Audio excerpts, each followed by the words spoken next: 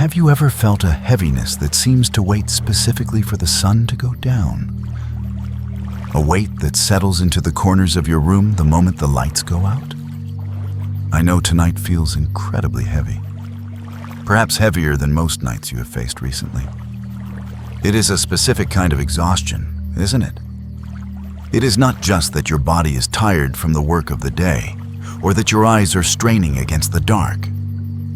It is a tightness in your chest, a knot in your stomach that refuses to untangle, and a tension in your jaw that you don't even realize you are holding until you try to take a deep breath.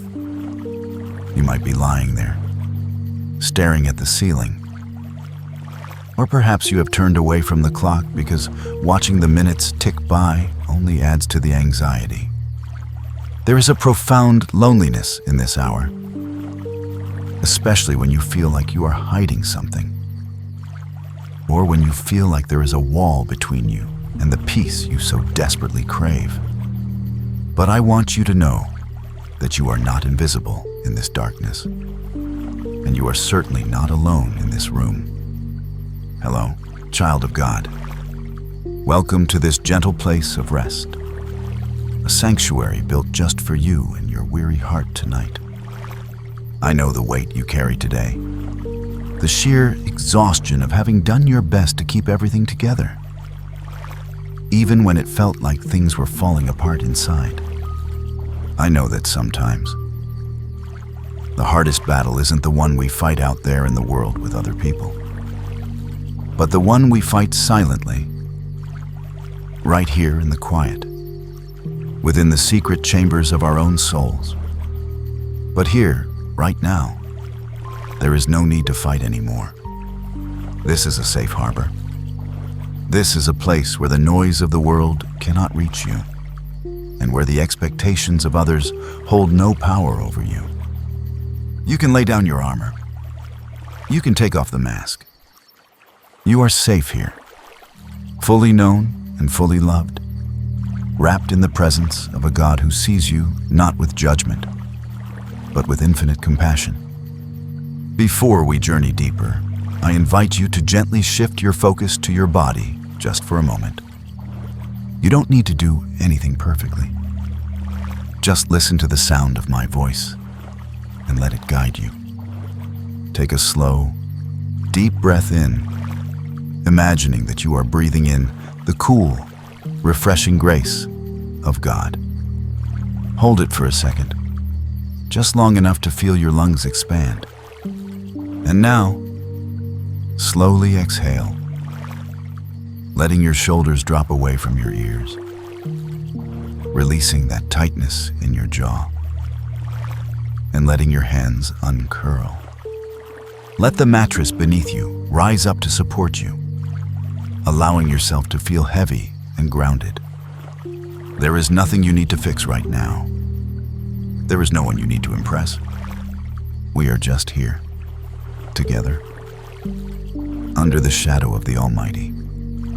Tonight, I want to speak softly to a part of you that often goes unheard, a part that might be hiding in the shadows of shame.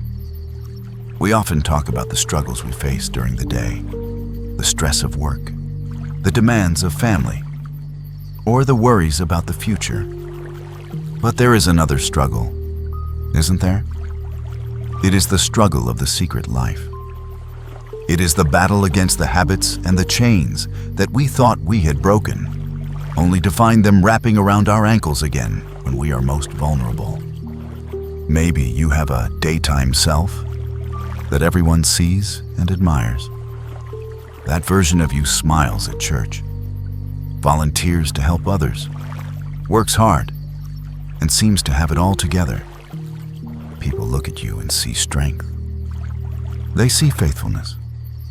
They see someone they can rely on.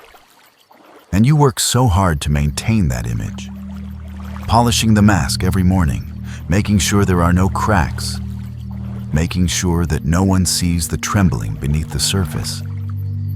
But then, the sun sets. The house grows quiet.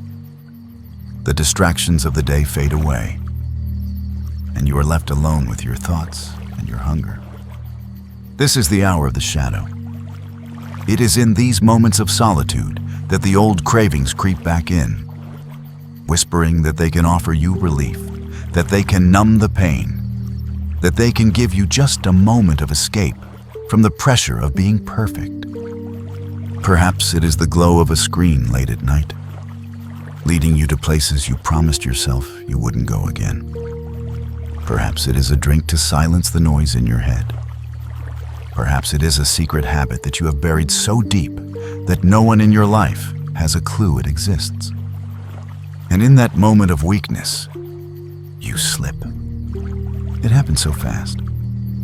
And almost immediately after the act, the relief vanishes, replaced by something far heavier and far darker. Shame. It crashes over you like a cold wave. You look at yourself in the mirror, or you stare into the darkness, and the accusations start to fly. The voice in your head becomes a ruthless prosecutor. It says, "I cannot believe you did that again." It whispers, "You are a fraud. You are a hypocrite. How can you sing those worship songs on Sunday when you do this in the dark on Tuesday? You are just pretending to be a good Christian." This is the deep ache of the secret addiction. It isn't just the behavior itself that hurts. It is the crushing weight of the duality. It is the feeling that you are living two lives, and that eventually, the two will collide and destroy everything. You feel like an imposter in your own life. You might even be thinking right now, "I have asked God for forgiveness for this same thing 1,000 times. Surely, He is tired of hearing it. Surely, His patience has run out. I am just a broken record of failures." That thought is terrifying. It creates a distance between you and God, not because He has moved away, but because you are too ashamed to look Him in the eye. You pull back. You hide. Just like Adam and Eve in the garden. You try to cover yourself because you feel exposed and unworthy. You think that if people really knew, if they really saw what you struggle with in the dark, they would turn away in disgust. And so, you conclude that God must feel the same way. You lie there, replaying your mistakes, analyzing your weakness, and feeling a deep, vibrating self-loathing that makes sleep impossible. The irony is cruel. You engaged in the habit to find relief from stress. But now the habit has birthed a stress that is 10 times worse. You are trapped in a cycle of resolve, failure, shame, and hiding. And the loneliness of this cycle is profound because you feel you cannot share it with anyone. Who would understand? Who would accept this messy, broken version of you? So you carry it alone. You lock it in a box deep within your heart, and you sit on the lid, terrified that it might burst open. The energy it takes to keep that lid down is exhausting you, draining your spirit and stealing your peace. My dear friend, I want you to know that I see that pain. I understand the crushing weight of that secret. I know how much you want to be free, not just from the habit, but from the constant fear of being found out, and the constant burden of feeling like you are not enough. It feels like you are walking through a long, dark tunnel with no end in sight, dragging a chain that gets heavier with every step. But listen to me closely. The way you see yourself right now, in this dark moment, is not the way God sees you. Your darkness is not dark to Him. He is not shocked by your struggle. He is not surprised by your weakness. And most importantly, He is not tired of you. You are judging yourself by the standards of a harsh court, but you have forgotten who the judge actually is. You are looking at your reflection through the distorted glass of shame. But tonight, we are going to try to look at you through the eyes of heaven. The story you are telling yourself, that you are a failure, a hypocrite, a lost cause, is a story written by fear, not by truth. And tonight, we are going to gently challenge that story. We are going to unravel these lies, one by one, not by fighting them with willpower, but by bringing them into the light of a love that is too wide, too long, too high, and too deep to be limited by our human failures. Rest your mind for a moment on this possibility. What if the very thing you think disqualifies you from God's love is actually the place where He wants to meet you the most? What if your brokenness is not a barrier, but a bridge? I want you to stay with me as we walk through this valley together. You do not have to carry this burden for another minute on your own. Let us walk softly into the truth. Let us remain here, in this quiet space we have created together. There is no rush to move forward, and there is no pressure to fix anything in this very moment. I want to sit with you right where you are, in the midst of those swirling thoughts that make the night feel so long. You know, there is a specific kind of loneliness that comes from keeping a secret. It creates a hollow space inside your chest, a sort of echo chamber where your own accusations sound louder than anything else. Perhaps you are lying there now, and your mind is replaying the events of the last few hours or the last few days, like a movie reel you cannot turn off. You watch yourself slipping into that old habit, that familiar pattern, and you feel a wave of disbelief wash over you. You might be asking yourself, why? Why do I keep going back to this? I know it hurts me. I know it leaves me feeling empty. I know it separates me from the person I want to be. So why is it that when the urge comes, I feel so powerless? It is a baffling and frustrating experience, isn't it? You might be thinking about the promises you made to yourself just yesterday morning. Maybe you stood in front of the mirror or sat in your car on the way to work, and you said with such conviction, "Never again. I am done with this. Today is a new day." You meant it. I know you meant it with all your heart. Your desire to be free is real. Your love for God is real. But then, the evening came. The defenses lowered, and somehow, you found yourself right back in the same place. And now, lying in the dark, that broken promise feels like a heavy stone resting on your chest. The voice of shame is so articulate in the middle of the night. It doesn't just say that you made a mistake. It attacks your identity. It whispers that you are fundamentally flawed. It tells you that you are a counterfeit. Think about the way you move through your day. You interact with your family, your friends, your colleagues at work, or the people at your church. You smile. You offer advice. You maybe even pray for others. And while you are doing those good things, there is a gnawing fear in the back of your mind. You think, if they could see me now, if they could see what I look at on my phone, if they knew what I drink when no one is watching, they would never look at me the same way again. That thought creates a terrifying distance between you and the people who love you. You feel like an actor on a stage, reciting lines, terrified that the curtain will fall and reveal the mess behind the scenes. It is exhausting to maintain that performance, isn't it? It takes so much emotional energy to constantly check your mask, to make sure it hasn't slipped, to make sure no one is getting too close to the truth. And then, there is the way you relate to God in these moments.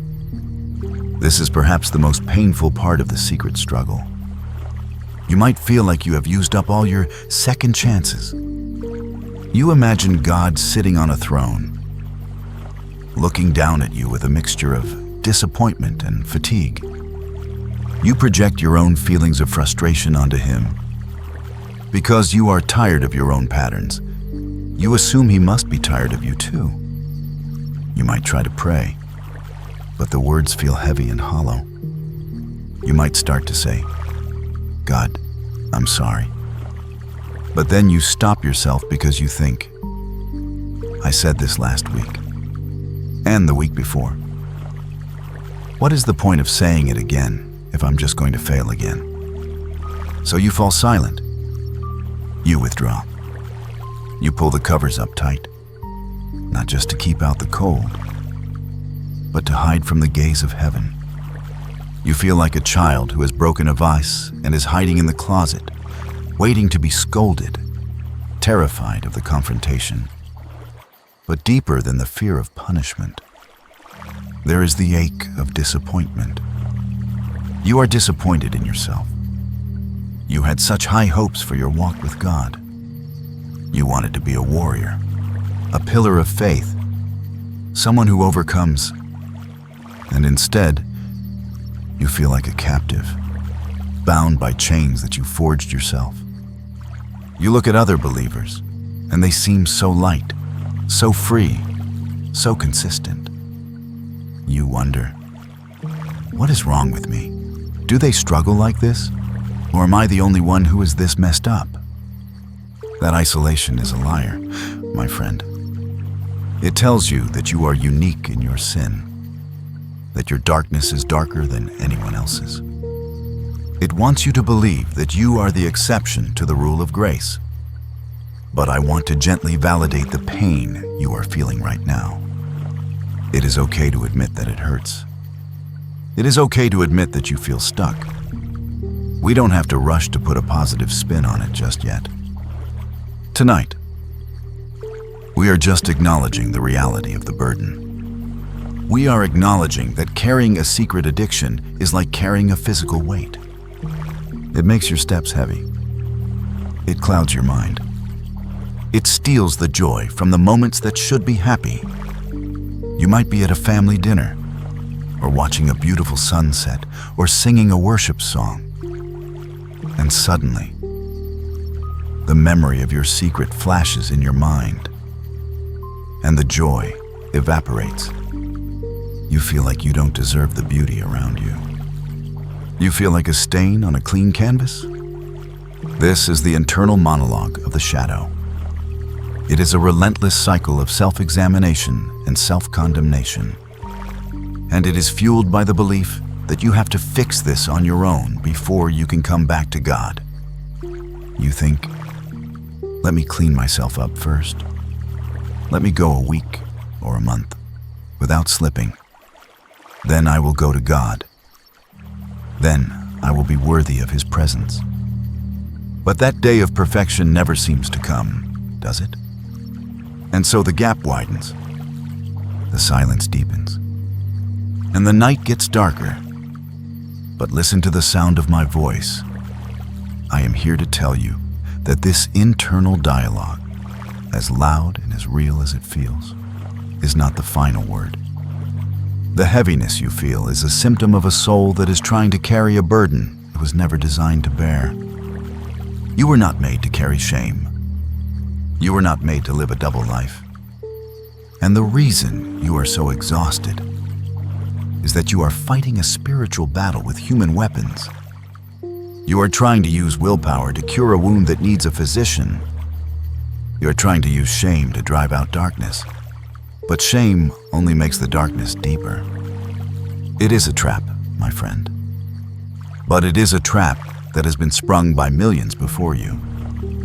You are walking a path that many saints, many heroes of the faith, and many people you admire have walked before. You are not the first person to cry out in the night, "Wretched man that I am, who will deliver me?" You are not the first person to feel the war between the flesh and the spirit. And you are certainly not the first person to feel like hiding from God. This feeling of being found out, this terror of exposure, is as old as the Garden of Eden. It is the human condition. So, as you lie there, feeling the weight of these thoughts, I want you to take a deep breath. Acknowledge the weight. Don't fight it for a second. Just admit, yes, I am tired. Yes, I feel ashamed. Yes, I feel like I have failed. There is a strange kind of power in simply admitting the truth of where you are. You don't have to dress it up. You don't have to make it sound spiritual. You just have to be real. God can work with reality. He can work with a mess. What he cannot work with is a mask. So tonight, we are slowly, gently peeling back the mask. Not to expose you to ridicule, but to expose your wounds to the air, so that the healing can finally begin. We are moving from the exhausting work of hiding into the brave work of being known. It feels scary, I know. It feels like stepping off a cliff. But I promise you, there is no hard landing waiting for you. There are only the everlasting arms. We are in this together, and we are moving towards a place of profound safety. Let your heart keep beating. Let your lungs keep breathing. You are still here. You are still loved. And we are just getting started on this journey back home.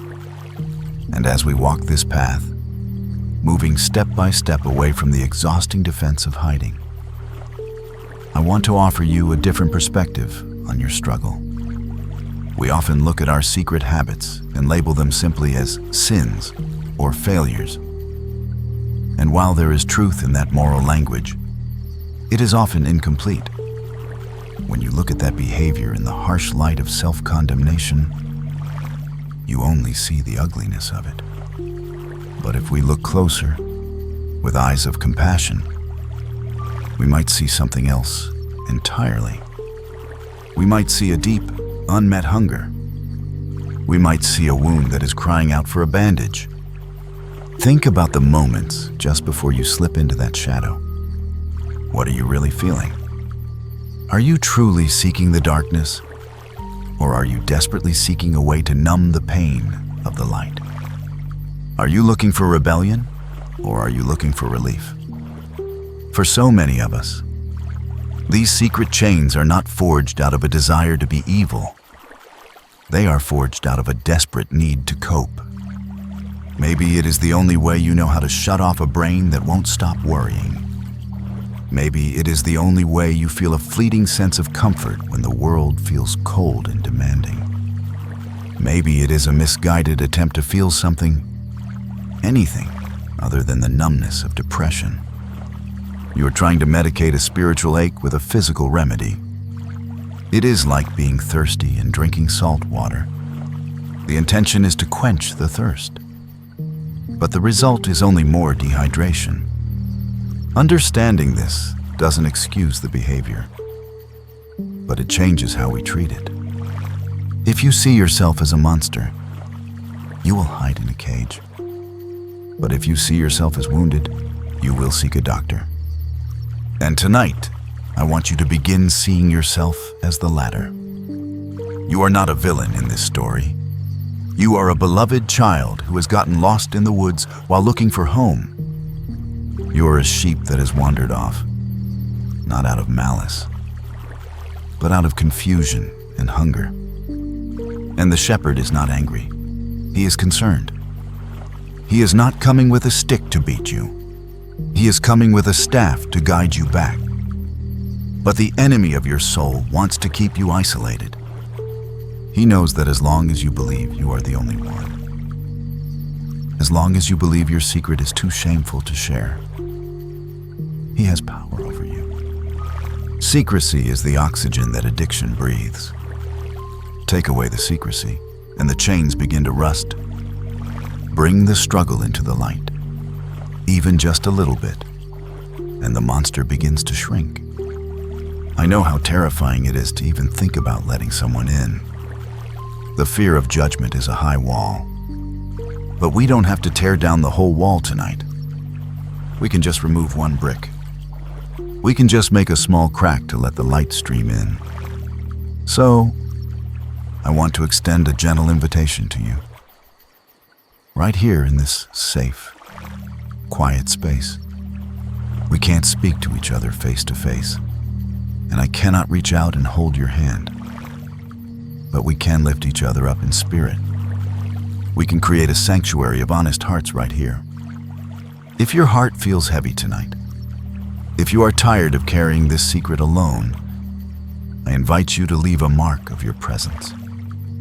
You don't have to write out the details of your struggle. You don't have to confess your darkest secrets to the world. But perhaps you can simply write your first name, or maybe just type the words, "I need peace," or "Please pray for me," or even just a simple, "I am here." By doing this small act, you are making a physical declaration. You are saying to the darkness, "You do not own me." You are saying to the shame, "I am not afraid to be seen." Imagine that for every person who writes their name, a small candle is lit in a dark room. One by one, as the names appear, the room grows brighter. You will see that you are surrounded by a cloud of witnesses, a community of other weary travelers who are fighting the same battles, feeling the same pain, and seeking the same grace. You are not alone in this boat. There are thousands of others drifting on the same sea, looking for the same lighthouse. There is a profound healing power in realized community. When you see another name, you can whisper a prayer for them and know that they are whispering a prayer for you. Lord, give them rest. Lord, break their chains. In that exchange, the burden is shared. The weight is distributed, and suddenly, the secret doesn't feel quite so heavy anymore. It loses its sting. So take a moment now. Let your fingers move if they feel led. There is no pressure, only an open door. Whether you choose to write something or just hold the intention in your heart, know that the invitation stands. You are welcome here, exactly as you are. You do not need to clean yourself up before you join this circle. Come with your muddy feet. Come with your torn clothes. Come with your tears still wet on your cheeks. This is a hospital for the broken, not a museum for the perfect. And as you settle back into your pillow, letting that small act of surrender sink in, I want you to feel the shift in the atmosphere. The air is a little lighter now. The isolation is cracked. You have taken a brave step. Perhaps the bravest step you have taken in a long time. You have acknowledged your reality. And now that we have acknowledged the truth of where we are, we can begin to look up. We can turn our eyes from the mud we are standing in to the sky above us. We can turn our attention from the voice of the accuser to the voice of the advocate. Because while your heart might condemn you, God is greater than your heart. He knows everything. He knows the secret you just thought of. He knows the number of times you have fallen. He knows the promises you broke. And knowing all of that, every single detail, every hidden shadow, He still calls you by name. He still leans in to hear your breath.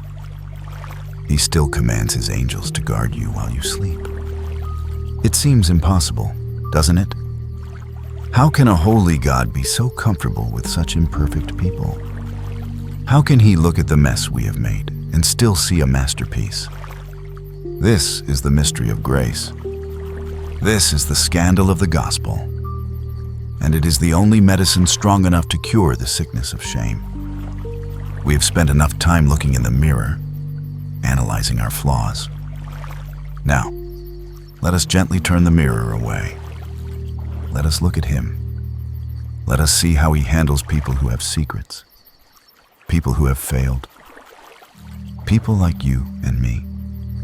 Because when we see how he treated the broken ones in the pages of his story, we will find the courage to believe that he can do the same for us tonight. The night is still dark, but the morning star is rising in our hearts. Let yourself be held in this expectation. Let yourself believe, just for a moment, that maybe, just maybe, you are not the disappointment you think you are. Maybe you are something else entirely. Maybe you are a treasure buried in a field, and he is the one who sold everything to buy that field, just to have you. Dirt and all, let us go deeper into this truth. Let us find out what he really thinks about your secret. So, let us stand together now, not in the darkness of your room, but in the landscape of your imagination. I want to address that terrifying image you likely hold in your mind, the image of God that keeps you awake, the image that makes you want to hide. For so many of us who wrestle with secrets, our internal world looks like a courtroom. It is a cold, sterile place with high walls and no windows. You know this room well because you spend every night there. In this courtroom, you are the defendant, standing alone in the dock, head bowed, unable to look up. And there is a prosecutor there, pacing back and forth. This prosecutor is relentless. He has a thick file in his hands, a file labeled, "Your Failures." And he begins to read. He reads every thought you had today. He plays back the video of what you did in secret. He lists the dates and times of every promise you broke. His voice is sharp, logical, and undeniably accurate. "Look at this," he shouts, pointing a finger at you. This person claims to be a follower of the light, yet they dwell in the shadow. They claim to love God, yet they love this habit more. They are guilty, guilty, guilty.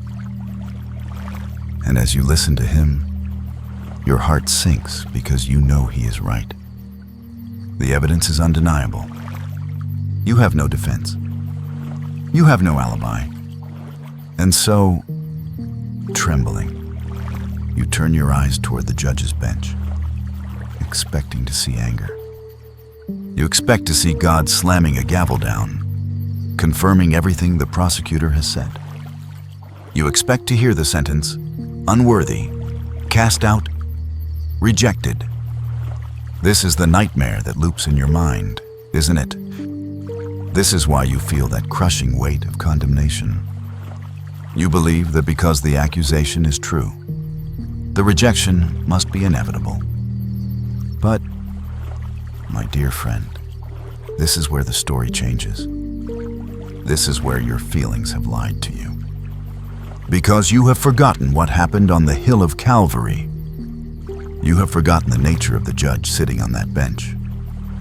I want you to freeze that courtroom scene in your mind. Now, watch what happens. The judge stands up. But he doesn't look at you with anger. He looks at you with a sorrowful, infinite love. He steps down from the high bench. He takes off his royal robes. He walks over to the dock where you are standing, trembling in your shame. And he places himself between you and the prosecutor. He says, "Yes, the evidence is true. The debt is real. The failure happened. But," he says, his voice thundering with a quiet authority that shakes the foundations of the room, "the penalty has already been paid."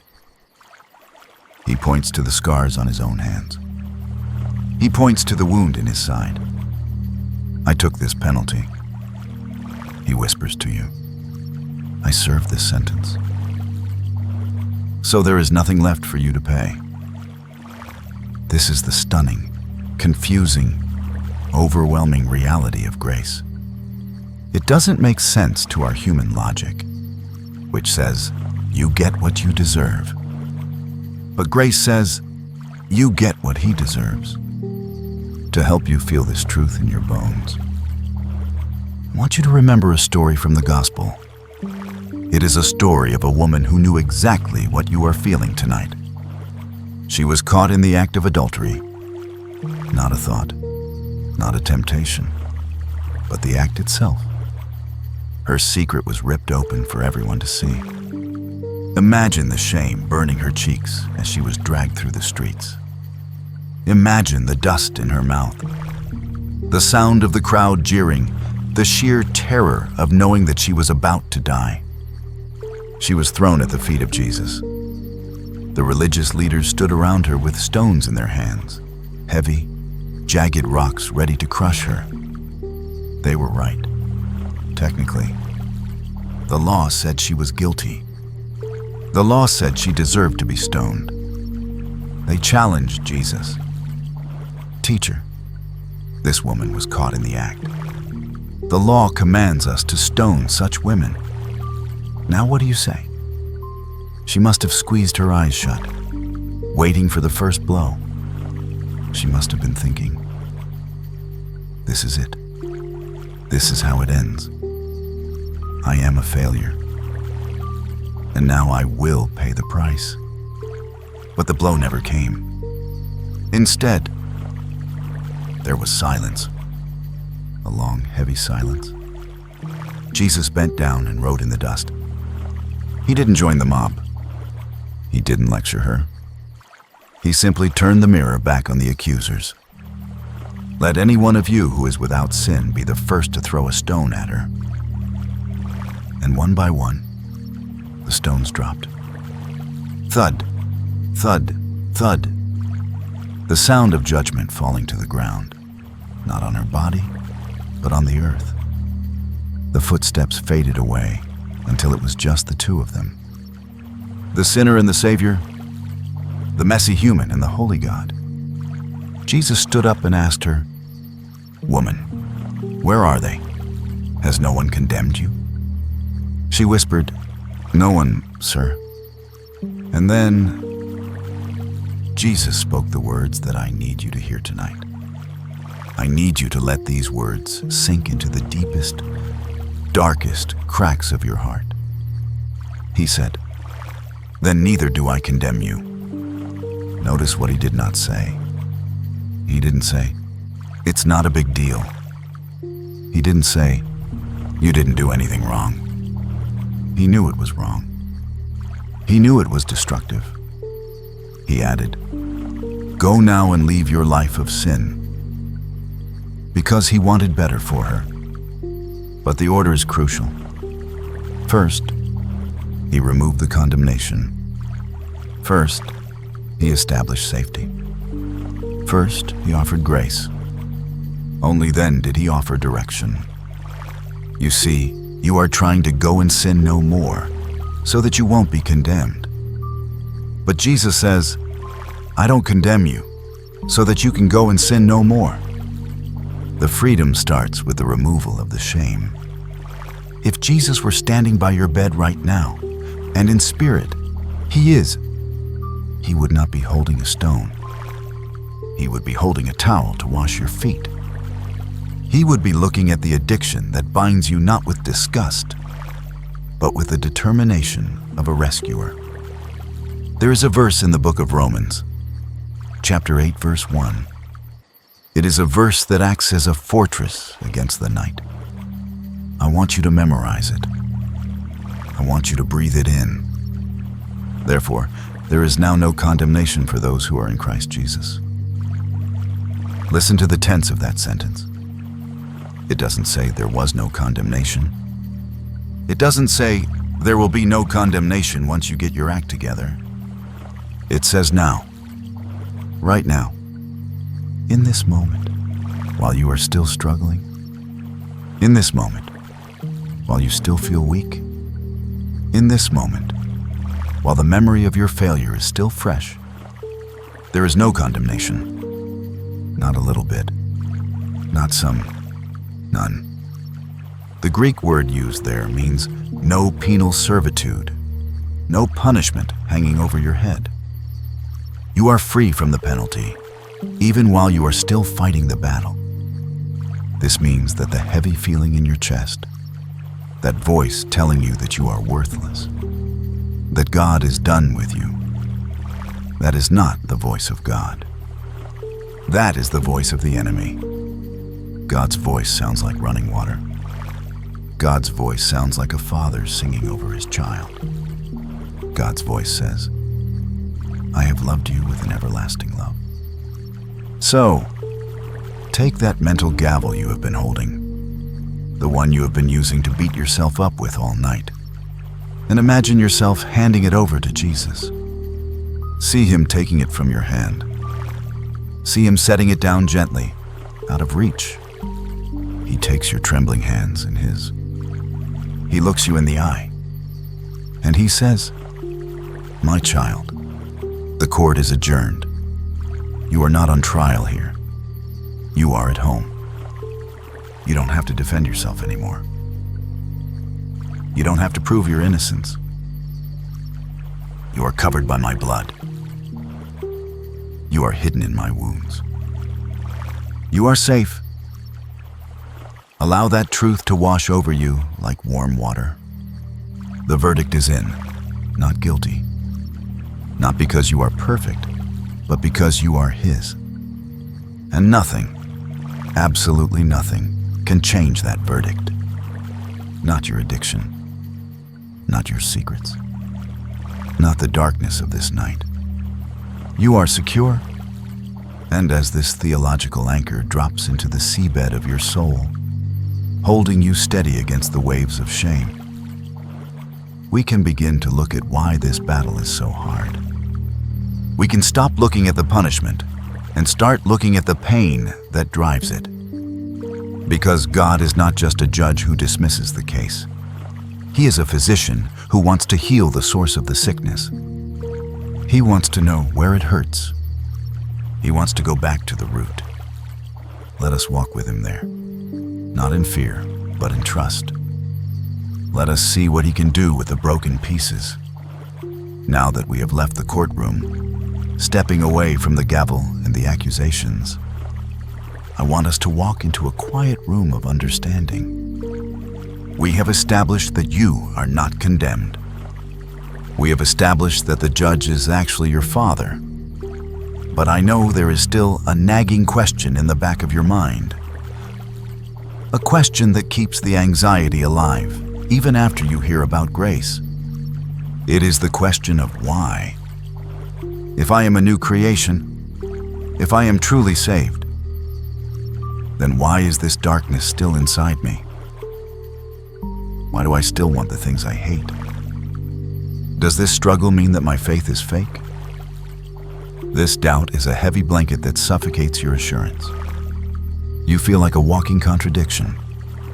On Sunday, your hands are raised in worship, and your heart feels pure. But on Tuesday night, in the privacy of your room, you feel pulled by a gravity that seems stronger than your will. You label this hypocrisy. You tell yourself, a real Christian wouldn't have these thoughts. A real believer wouldn't be tempted by this filth. And because you believe you are a fake, you feel like you have to hide even more. But tonight, I want to introduce you to a companion who understands this war better than anyone. He is not a modern psychologist, and he is not a struggling new believer. He is the Apostle Paul, the man who wrote half of the New Testament, the man who planted churches, healed the sick, and suffered for the gospel.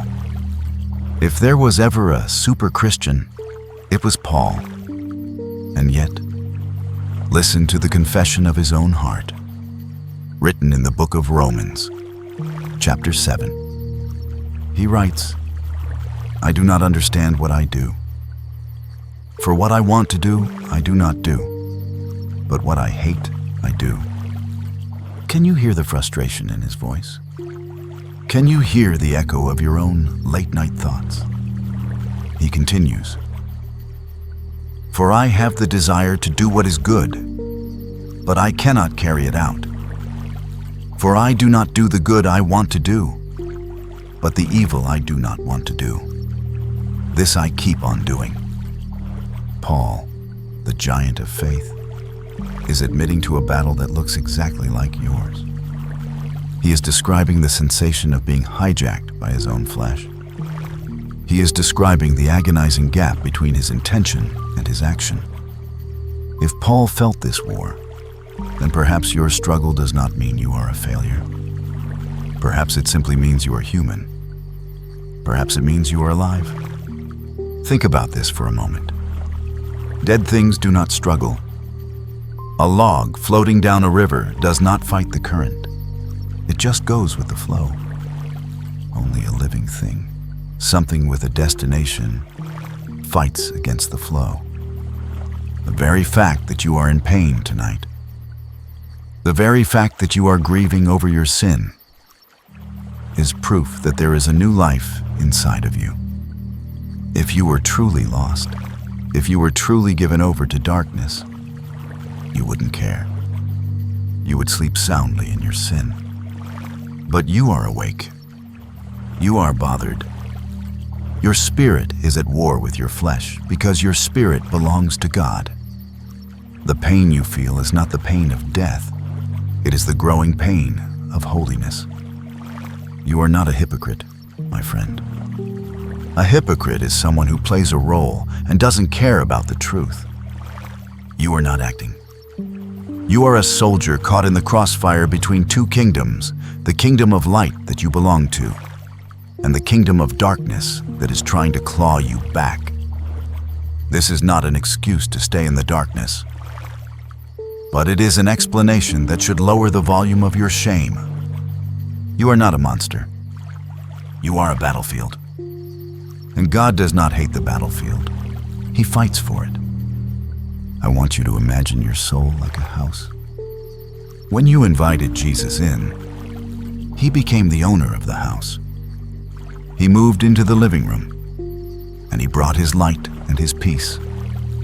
But there are still rooms in the house that are cluttered with old junk. There are closets stuffed with the habits of the past. There are basements where the old wiring is still connected. Sanctification, the process of becoming like Jesus, is not an instant renovation where everything is fixed in a second. It is a slow, room-by-room journey. Tonight, you are standing in one of those cluttered rooms. You are looking at the mess of your addiction, the pile of your secret habits, and you are panicked because you think, if the owner sees this, he will evict me. But Jesus is walking through the house with you. He opens the door to this messy room. He sees the addiction. He sees the struggle. And he doesn't gasp in horror. He doesn't turn around and leave. He rolls up his sleeves. He says, "Okay, I see this. I see how this habit has tangled itself around your heart. I see how it has become a crutch for your pain. Let us work on this room together. It might take time. It might be messy. But I am not leaving the house just because this room is dirty. I bought the whole house, and I am committed to fixing the whole house." Do you feel the difference in that perspective? It shifts the focus from, "I have to be perfect to be loved," to, "I am loved, so I can be healed." God is not surprised by the complexity of your human nature. He knows that you are dust. He knows that you have a brain that has been wired by habit. He understands the chemistry of addiction, the dopamine, the pathways, the triggers. He created the body, so he understands how it can be hijacked. He is not up in heaven tapping his foot, waiting for you to snap out of it. He is down here in the trenches, offering you his strength because he knows your strength is gone. So, when the urge comes, when the shadow falls, try to change the narrative in your head. Instead of saying, I am evil. Say, I am struggling. Instead of saying, God hates me, say, God is with me in this war. Instead of saying, I am a hopeless addict, say, I am a beloved child who is learning how to walk. Toddlers fall down. They stumble. They scrape their knees. When a toddler falls, a good father doesn't scream at them. He picks them up. He brushes off the dirt. He kisses the hurt. And he sets them on their feet again. He knows that falling is part of learning to walk. Tonight, God is picking you up. He is not counting the times you fell. He is only interested in helping you take the next step. And the next step is not a giant leap of perfection. The next step is simply resting. The next step is simply letting go of the need to punish yourself. You cannot heal a wound by rubbing salt in it. And you cannot heal an addiction by piling shame on top of it. Shame feeds the cycle. Grace breaks the cycle. So let us apply some more of that grace. Let us look at how God has used broken people, people with secrets, people with flaws, to do His greatest work. Because if He can use them, He can certainly hold you. You are part of a long lineage of strugglers who were loved by God. Let us remember them and find our place among them. Let the tension in your shoulders release a little more. You are in good company. You are understood. And you are safe to be exactly who you are, right here, right now. Let us linger a little longer in this comforting truth, that you are not the first, and you are certainly not the only one to walk with a limp. If we were to open the pages of the Bible tonight, not as a rule book, but as a family album, you might be surprised by the faces looking back at you. We often think of the great men and women of faith as statues made of marble, perfect, white, unblemished, and untouchable. We imagine them floating through life with halos around their heads, never struggling with a dark thought, never battling a secret addiction, never feeling the sting of shame. And when we compare our messy, broken selves to these imaginary statues, we feel small. We feel disqualified. But if you look closer, if you wipe away the dust of tradition and look at the raw stories, you will see that the Hall of Faith looks a lot more like a hospital ward than a museum. It is filled with people who were deeply, profoundly flawed. It is filled with people who had secrets. Consider David. We call him the man after God's own heart. We think of the shepherd boy defeating the giant. But there was another David. There was the David who stayed home when he should have been at war. There was the David who looked where he shouldn't have looked and took what wasn't his. He fell into a web of lust, adultery, and deceit. And then, to cover his secret, to keep his reputation intact, he arranged for a murder. Talk about a secret life. Talk about a shadow. For months, David lived with this heavy, suffocating secret. He wrote in the Psalms that his bones wasted away, that his strength was dried up like the heat of summer. He knew the sleeplessness you are feeling right now. He knew the anxiety of wondering, will I be found out? He was a king, yet he was a slave to his own cover-up. But what happened when the secret came out? Did God strip him of his crown? Did God cast him into the void? No. God sent a prophet, not to destroy him, but to pierce the boil so the poison could drain out. And when David finally collapsed under the weight of his sin and cried out, I have sinned against the Lord, the response was immediate. The Lord has taken away your sin. The consequences were real, yes, but the relationship remained. God did not leave him. God restored him. If God could love a man with blood on his hands and lust in his heart, and still use him to write the songs that comfort us thousands of years later, then surely he can handle your struggle. And then there is Peter, the loud, passionate, impulsive Peter. He swore up and down that he would never leave Jesus. Even if everyone else falls away, I will not. He was so sure of his own strength. But then came the night of the fire, the night of the courtyard, the night of the shadows. A servant girl asked him a simple question, and the fear gripped his throat. "I don't know the man," he shouted. 3 times he denied the one he loved. 3 times he chose his own safety over his Savior.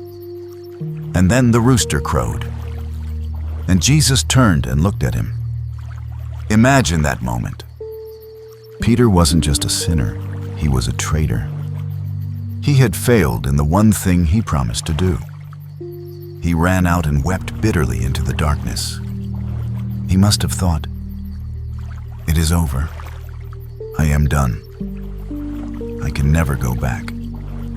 He must have felt that deep, burning shame that makes you want to disappear. But fast forward to the resurrection morning, when the angel spoke to the women at the tomb. Listen to the specific message he gave. "Go, tell his disciples and Peter." Did you catch that? And Peter? God made sure to single him out by name. He wanted Peter to know, specifically and personally, you are still included. Your failure did not erase your name from the list. I still want you. Jesus didn't need a perfect Peter.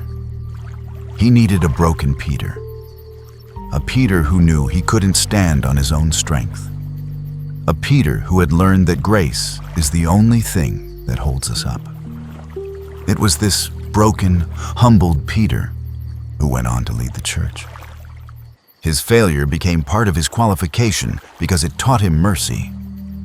And what about Elijah, the mighty prophet who called down fire from heaven? We see the power, but we forget the pain. Right after his greatest victory, he ran away into the desert, terrified and exhausted. He sat down under a tree and prayed that he might die. "I have had enough, Lord," he said. "Take my life." He was depressed. He was suicidal. He was overwhelmed by the darkness. And how did God respond to this prophet who wanted to quit? Did he lecture him on gratitude? Did he tell him to have more faith? No. God sent an angel. And the angel didn't bring a sermon. The angel brought a snack and a nap. "Get up and eat," the angel said. And then Elijah slept. God knew that Elijah didn't have a spiritual problem. He had a physical and emotional exhaustion problem. God treated him with such tenderness, catering to his physical needs before addressing his spiritual mission. These stories are not accidents. They are there to tell you something about the character of the God you are hiding from. He is not looking for a trophy shelf of perfect dolls. He is building a family of real, messy, broken people who have learned to trust him in the dark. Your secret struggle, the one that makes you feel so isolated, is actually the very thing that connects you to this family. You are sitting around the campfire with David, with Peter, with Elijah, with the woman at the well, with Paul. If you could hear them speak tonight, they would lean in and tell you, "We know. We know the shame. We know the fear. But we also know the grace that is greater than all of our sin. We know that his power is made perfect in weakness." Think about that phrase, power made perfect in weakness. It means that your weakness is not a barrier to God's power. It is the container for it. A jar that is whole and sealed cannot be filled with anything else. But a jar that is cracked, the light can shine through the cracks. The oil can flow into the cracks. Your brokenness is the opening where God enters. So, please, stop trying to glue yourself back together before you come to Him. Stop trying to present a polished version of yourself. The cracks are how the light gets out. The struggle is what keeps you dependent. If you never struggled, you might become proud. You might think you don't need God. But this thorn in your flesh, this weakness that you hate, it keeps you on your knees. It keeps you close to the cross. And maybe, just maybe, that is a severe mercy. It is better to be broken and close to Jesus than to be perfect and far away from Him. So tonight, as you lay there, I want you to reframe your view of yourself. You are not a failed project. You are a beloved work in progress, in the hands of a master craftsman who specializes in restoration. He doesn't throw away the clay when it gets misshapen. He spins the wheel again. He presses his hands into the mess. He reforms. He reshapes. And the vessel that comes out of the fire is often more beautiful, more unique, and more useful than the one that never broke. You are being made into something new. The process hurts. The fire is hot. The night is long. But you are not being destroyed. You are being refined. Let that truth settle in your chest. Let it slow down your heart rate. You are safe in the company of the broken. You are safe in the hands of the healer. And now that we know we are safe, now that we know we are not condemned, and now that we know we are in good company, we can begin to do the work of letting go. We can move from thinking about grace to actually experiencing it. We can take this heavy burden you have been carrying for so long, and we can finally, gently, set it down. Are you ready to lay it down? Let us walk together to the place of exchange. Now, let us move from the landscape of memory to the landscape of the Spirit. We have spoken about the truth, and your mind understands it. But I know that your heart is still clutching that heavy weight. It is one thing to know that you are forgiven. It is another thing to actually feel the burden lift from your shoulders. So, I want to invite you into a gentle exercise of imagination. You don't have to close your eyes if you don't want to, but try to soften your gaze. Let the physical room around you fade into the background. I want you to imagine that the secret you carry, that addiction, that habit, that source of deep shame, is not just a thought in your head. Imagine it has a physical form. Perhaps it is a heavy, rough stone that you are gripping tightly in your hand. Or maybe it is a dark, heavy iron box that is strapped to your back. Feel the weight of it. Notice how it pulls you down. Notice how your fingers are cramped from holding onto it for so long. You have been carrying this, haven't you? You have been carrying it everywhere you go. Into work, into church, into your bed. You have been protecting it, hiding it under your coat so no one sees it. Terrified that if you drop it, it will make a noise and everyone will look. But look at your hands in this image. They are white-knuckled. They are tired. And because your hands are so full of this heavy thing, they are not free to receive anything else. You cannot receive the peace God is offering because your hands are too busy holding on to your shame. You cannot fully embrace the freedom because you are clinging to the evidence of your failure. It is strange, isn't it? We hate the sin, yet we hold on to the shame of it like a security blanket. It feels familiar. It feels like punishment. And some part of us thinks that if we punish ourselves enough by carrying this weight, eventually we will pay off the debt. But we already established that the debt is paid. So now, you are just carrying a rock for no reason. I want you to imagine that you are standing in a wide, open field. It is night, but the sky is filled with starlight. The air is cool and fresh, different from the stale air of secrecy. In the center of this field, there is a figure waiting for you. You know who it is. It is Jesus. But he is not standing there with arms crossed. He is sitting down, perhaps on a large rock or a fallen log, looking at you with that same calm, inviting presence we talked about earlier. There is a small fire crackling in front of him, casting a warm, orange glow. He sees the heavy box on your back. He sees the stone in your hand. He doesn't look angry. He looks sad that you are hurting yourself. He waves you over. "Well, come here," he seems to say. "Sit with me for a while." That looks heavy. I want you to visualize yourself walking toward him. With every step, the weight feels heavier. Not because it is growing, but because you are finally acknowledging how much it hurts to carry it. You are so tired of this secret life. You are so tired of the duality. You reach the firelight and you stop. Now comes the hardest part. He holds out his hand. He doesn't pull the weight away from you. He respects you too much to force you. He simply offers his open palm and waits. He is asking you to voluntarily hand it over. And you might feel a hesitation. Why is it so hard to let go? Maybe you are afraid that without this secret, you won't know how to cope with stress.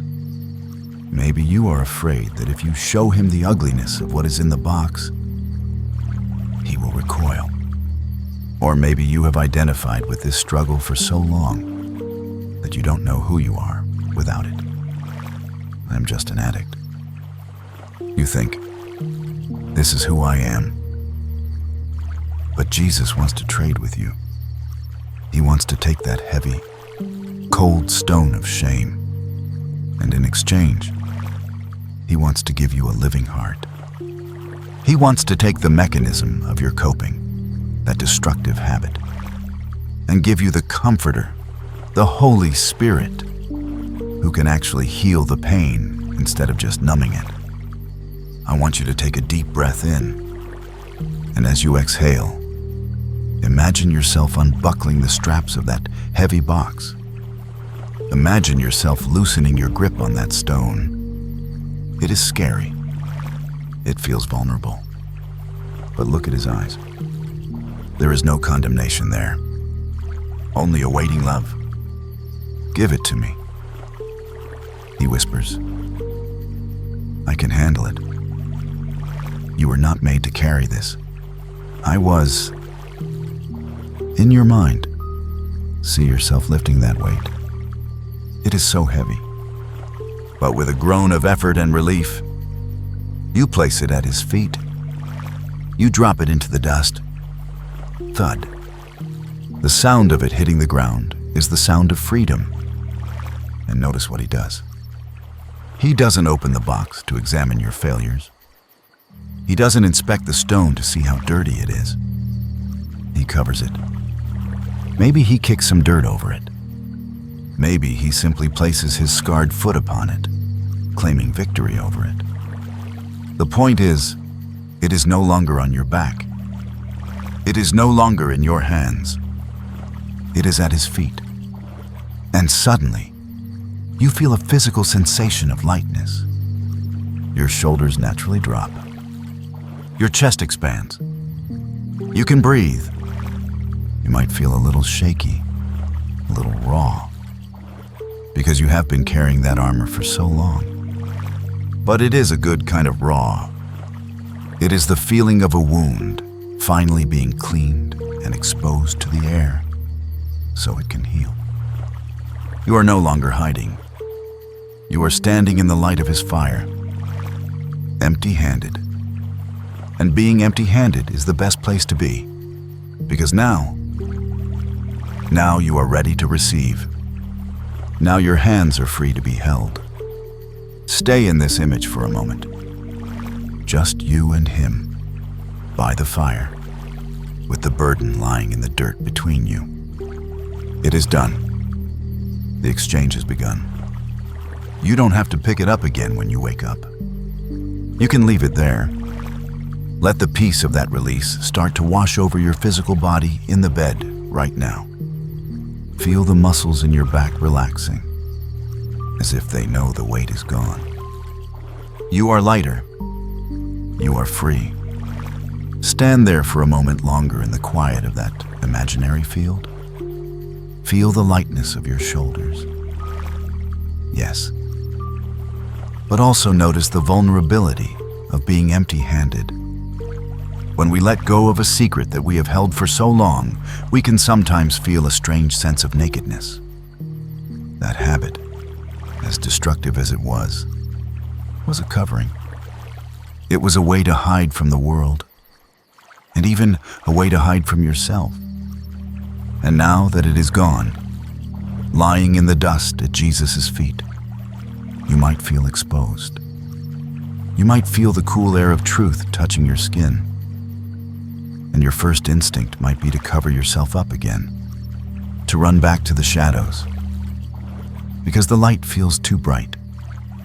This is the critical moment of the healing journey. This is the moment where many of us stumble, because we don't know how to exist without our defenses. But Jesus knows this. He knows that you cannot just be emptied of sin, you must be filled with grace. He knows that if the house of your soul is swept clean but left empty, the old shadows will try to creep back in. So, look at him again by the firelight. He stands up from where he was sitting. He doesn't just want to take your burden. He wants to address the stain that you feel the burden has left behind. You know that feeling, don't you? Even after you ask for forgiveness, even after you say you are done, there is a lingering sense of being dirty. You feel like the smoke of the secret life is still clinging to your clothes. You feel like the images you have seen, or the things you have done, have left a permanent mark on your mind. You think, I can be forgiven, but I can never be innocent again. But listen to the promise found in the book of Ezekiel. I will sprinkle clean water on you, and you will be clean. I will cleanse you from all your impurities and from all your idols. God is not just a judge who cancels debt. He is a washer who removes stains. In this quiet place, imagine that Jesus picks up a pitcher of water. It is not ordinary water. It is living water. It is clear, cool, and sparkling with light. He motions for you to hold out your hands, those same hands that were just gripping the stone of shame. He begins to pour the water over them. Feel the sensation of it. It is cool and refreshing. As it flows over your skin, you see the grime of the past dissolving. The gray dust of secrets, the sticky residue of guilt, the dark ink of regret. It all washes away. It swirls down into the earth and vanishes. He pours it over your head, and it runs down your face, washing away the tears, washing away the worry lines, washing away the heat of the shame that has been burning your cheeks. This is not just a physical washing, it is a spiritual reset. He is washing your mind. He is washing your memories. He is whispering to you, you are clean. You are clean. You are clean. He is not scrubbing you harshly. He is bathing you gently, like a mother bathing a child who has fallen in the mud. There is no disgust in his touch. There is only restoration. And as the water touches you, you begin to feel a change deep inside. The old you, the one who was addicted, the one who was hiding, the one who was a slave to impulses, is being washed away. And a new you is emerging. But there is one more thing. In the book of Zechariah, there is a vision of a high priest named Joshua. He was standing before the angel of the Lord, dressed in filthy clothes. Satan was standing there to accuse him, pointing at the dirt, pointing at the shame. But the Lord said to those standing by, "Take off his filthy clothes." And then he said to Joshua, "See, I have taken away your sin, and I will put fine garments on you." Tonight, my friend, you are Joshua. The filthy clothes are the identity of the addict that you have been wearing. It is the label you have stitched onto your own chest. It is the mindset of failure that you wake up with every morning.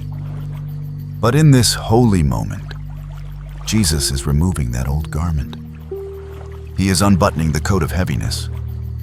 He is peeling away the layers of hypocrisy. He takes them off, and he throws them into the fire. Watch them burn. Watch the identity of the disappointed sinner turn to ash. And now, he brings out a new robe for you. It is the robe of righteousness. It is not a robe that you stitch together with your own good works. It is not a robe you earned by going a week without sinning. It is his robe. It is woven from his perfection, his obedience, and his victory. He places it around your shoulders. Feel the weight of it, not heavy like the stone, but heavy like a warm, comforting blanket. It fits you perfectly. It covers everything. When God the Father looks at you now, he doesn't see the filthy clothes of your secret life. He sees this robe. He sees the perfection of his Son wrapping you up. You are hidden in Christ. This means that your standing with God is not based on your performance today. It is based on the quality of this robe. And this robe is flawless. So, wrap it tight around you. Pull it close. Feel the security of it. You are not an addict trying to be a Christian. You are a child of God who is being healed. The difference is everything. The old labels do not stick to this new fabric. The accusations of the enemy slide right off. You are clothed in dignity. You are clothed in honor. You are clothed in a love that covers a multitude of sins. Breathe in the scent of this new reality. It smells like rain. It smells like morning. It smells like hope. And as you stand there, clean and clothed, you notice that the fire is dying down to a soft glow. The night in the field is peaceful. The stars are watching over you. And you realize that you are no longer afraid of the dark, because you are no longer hiding anything in it. The secret is gone. The shame is washed. The identity is restored. There is nothing left to do but to accept this gift. You don't have to pay for the robe. You just have to wear it. You don't have to explain yourself. You just have to receive. So, let your heart settle into this new identity. Let the words, "I am clean," echo in the chambers of your mind, replacing the old echoes of, "I am dirty." Repeat it softly in your mind if you need to. I am washed. I am covered. I am his. The war is over for tonight.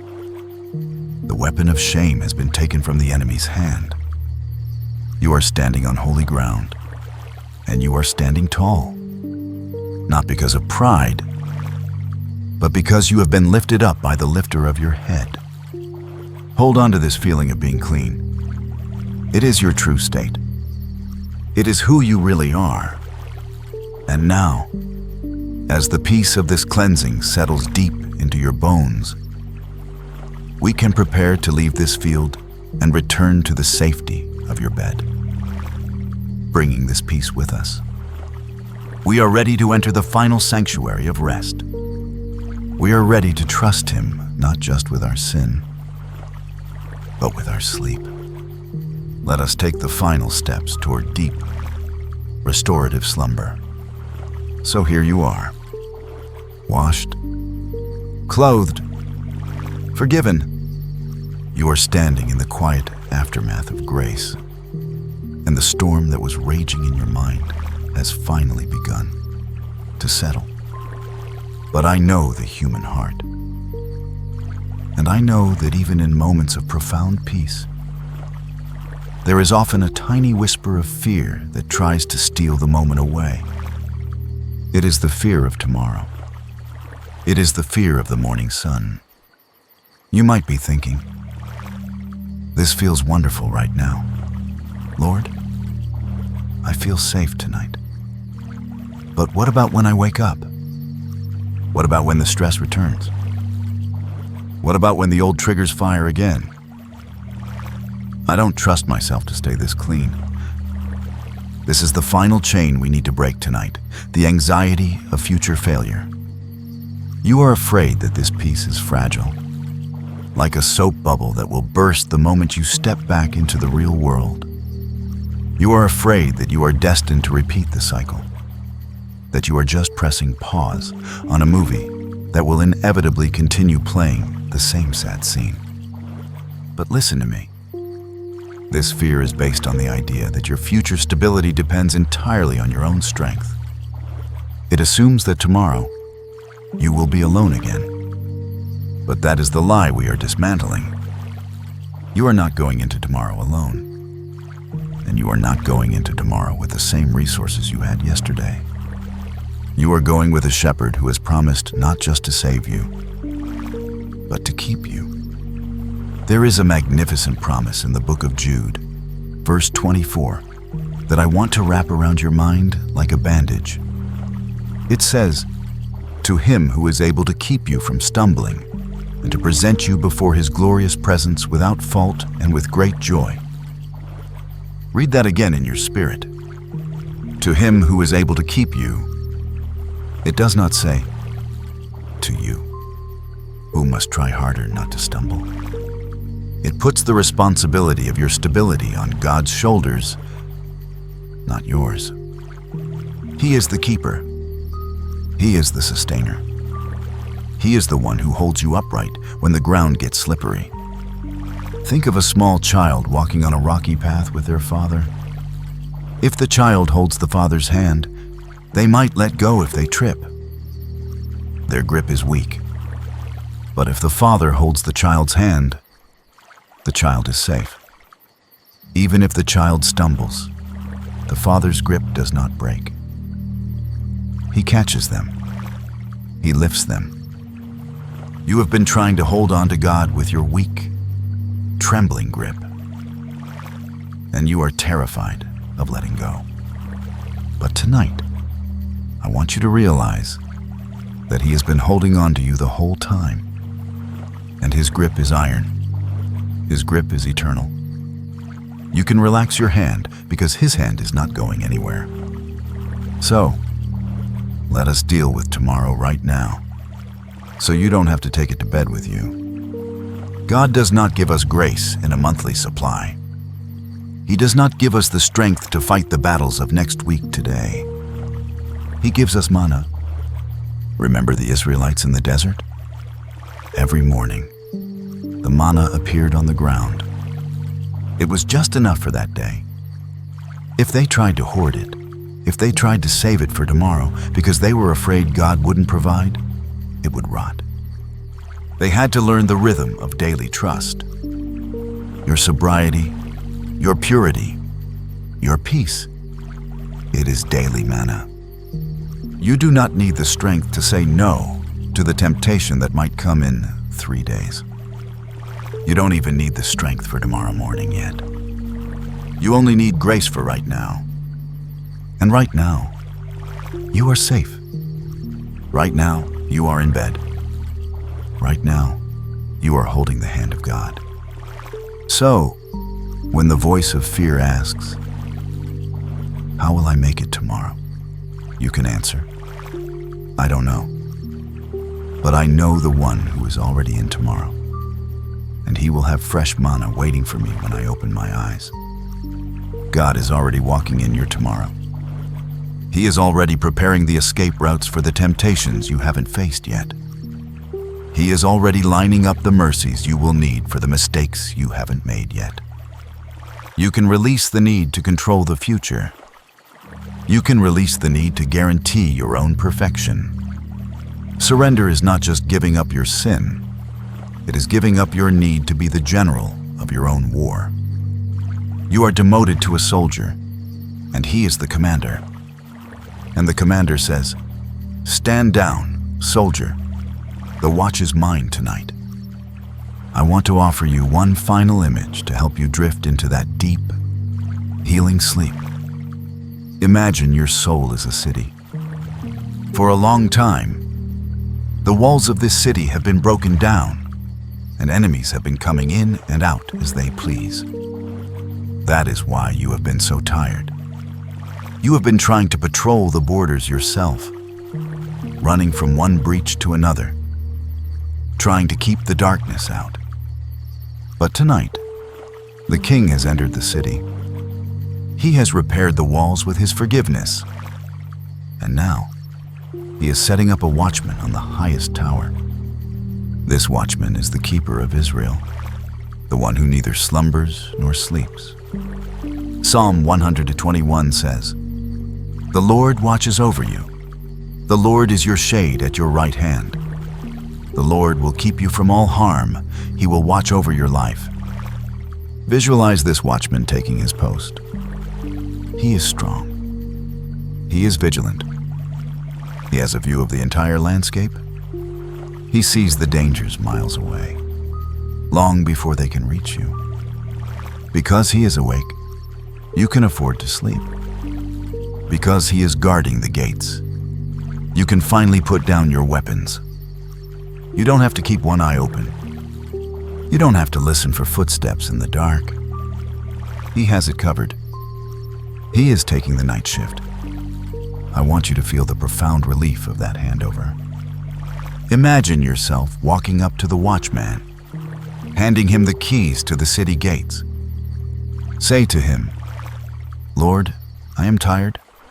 I cannot guard this anymore. It is yours. My mind is yours. My body is yours. My tomorrow is yours. I am going to rest now." And he takes the keys with a smile. He looks at you with eyes that have seen eternity and says, "Go to sleep, my child. I have never lost a battle, and I am not going to lose you. I will wake you when the manna is ready." Feel your body responding to this safety. The adrenaline that has been pumping through your veins is subsiding. The cortisol is washing away. Your heartbeat is slowing down to a gentle, rhythmic thrum, matching the peace of the atmosphere. Your legs are heavy, sinking into the mattress. Your arms are limp at your sides, open and empty. Your neck is loose. Your head is supported. There is a heavy, warm blanket of protection tucked around you. The world outside is still turning, but in here, time has stopped. In here, there is only the rise and fall of your chest and the presence of the God who loves you. You have done the hard work tonight. You have faced the shadow. You have confessed the secret. You have accepted the washing. You have put on the robe. There is nothing left to do. It is finished. The spiritual transaction is complete. You can drift. You can float on this river of grace. Let your thoughts detach from the shore of reality. Let them drift like leaves on a slow-moving stream. If a worry tries to pop up, visualize the watchman on the wall gently catching it and tossing it away. "Not tonight," he says. "Tonight is for rest. Tonight is for healing. You are safe in the fortress of the Almighty. The walls are high. The gates are locked. The King is on the throne, and you are his beloved, resting in the inner chamber.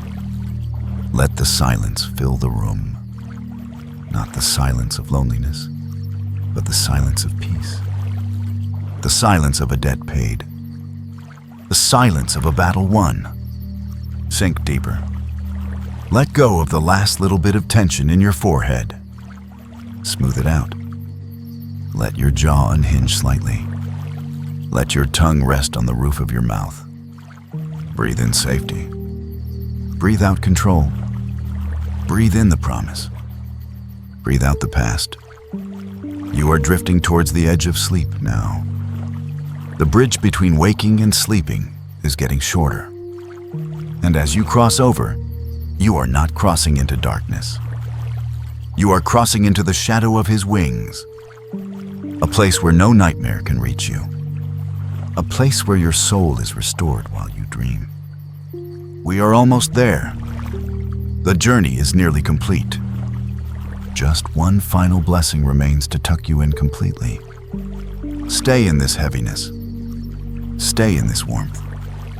Let us close the day together. And now, we arrive at the final shore of our journey tonight. We have walked a long way together. You and I. We started in the valley of the shadow, where the weight of your secret felt like it would crush you. We walked through the courtroom of your mind, where the accusations were loud and the shame was sharp. We stood in the open field of grace, where you finally unclenched your hands and let the burden fall into the dust. And we have stood under the waterfall of mercy, letting the cool, clean water of God's love wash away the stain of the past. Now, there is nowhere else to go. There is nothing left to solve. The work is done. The striving has ceased. And all that remains is the deep, velvet silence of rest. I want you to feel the finality of this piece. It is not a temporary pause. It is a finished work. Just as God rested on the seventh day, because creation was complete, you can rest tonight, because your restoration is complete in Him. You are not lying there as a project that needs to be fixed tomorrow. You are lying there as a child who is held. Let your mind gently drift back over the truths we have planted in your heart tonight, like looking at a garden in the moonlight. See the courtroom again, but this time, see it empty. The lights are out. The judge has gone home. The prosecutor has fled. There is no case against you. The file is closed, stamped with the red ink of the blood of the Lamb. Paid in full. See the stone that was in your hand. It is left behind in the field. You don't need to go back and check on it. It is buried. It is gone. See the robe that is wrapped around you. Feel its warmth again. It is the security of knowing that you are defined by who God is, not by what you did. You are covered. You are safe. And see the watchman on the wall. He is silhouetted against the stars, tall and unshakable. He is looking out into the darkness, so you don't have to. He is guarding your dreams. He is guarding your tomorrow. Let these images settle into the foundation of your sleep. They are the pillars of your peace. And now, I want to pray over you. I want to speak a blessing over your spirit, over your mind, and over your body, committing you into the hands of the Father, who loves you more than you can comprehend. Just receive this. You don't have to pray along. You don't have to add your amen. Just let the words wash over you like a warm blanket. Heavenly Father, I bring this beloved child to you tonight. Lord, you know the journey they have been on. You know the weight they have carried. And you know the tears they have shed in secret.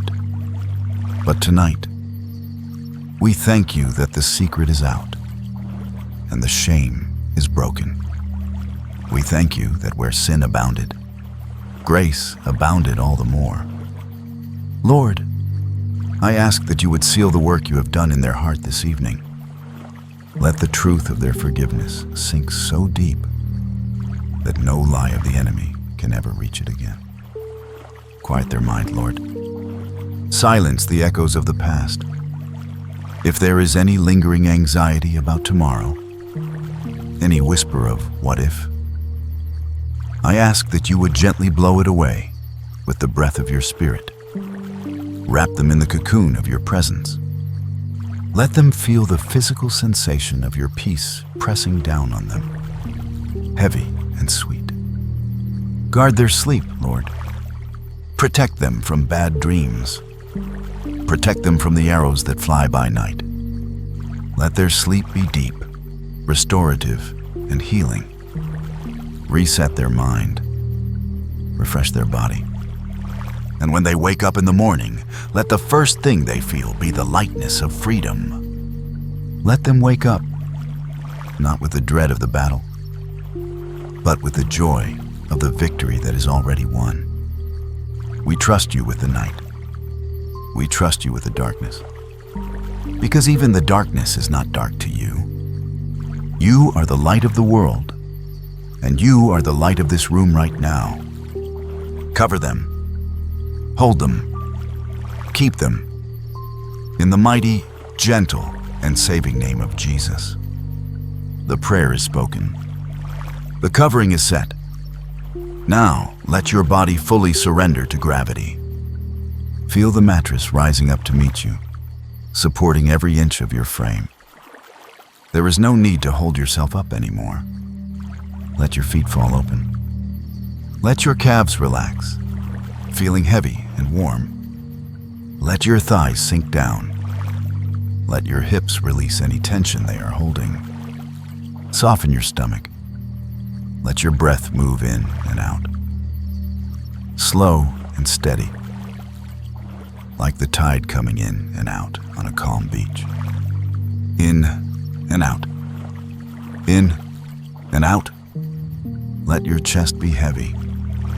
Let your hands unclench completely, fingers curling naturally. Let your shoulders drop away from your ears, releasing the burden of the day.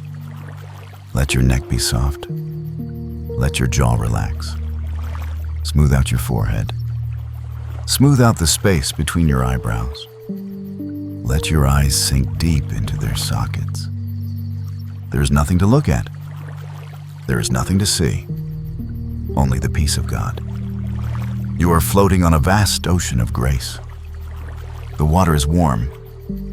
The sky is full of stars. And you are drifting safely, slowly, towards the shores of sleep.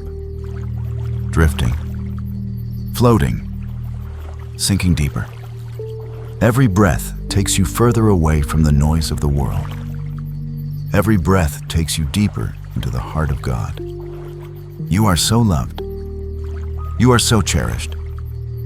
You are so safe. There is no condemnation here. There is only rest.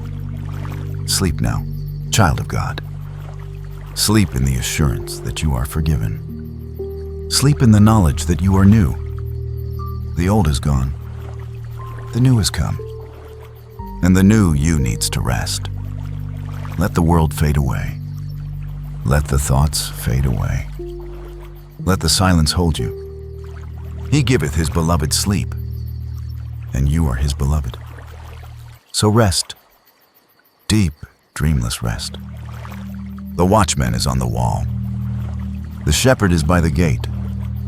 The Father is by your side. You are free to let go. Let go. Let go. Good night, and God bless you.